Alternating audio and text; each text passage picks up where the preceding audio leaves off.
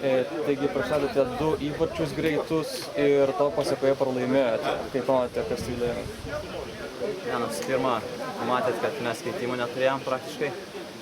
Vieni žaidėm, vienas žmogus tik ant keitimo, pas juos didesnė rotacija, nuovargis.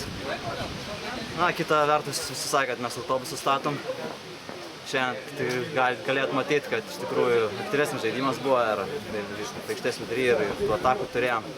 Kažkaip drąsiau žaisti, aš manau, kad to išlikimo tauriai tai dar sublizgėsim. Po šių rungtynių praradėte šansus patekti į atkrintamąsias varžybas. Tai mūsų tokių ambicijų labai ir neturėjom iš tikrųjų. Mūsų tikslas galbūt šiemet aukščiau negu pernai, kad mes pernai 15 baigiam, tai 12-13 vietą turbūt būtų optimalus variantas mūsų komandai. Jūsų šiandienis varžovas Siena pakilo į antrąją turnyrinės lentelės vietą.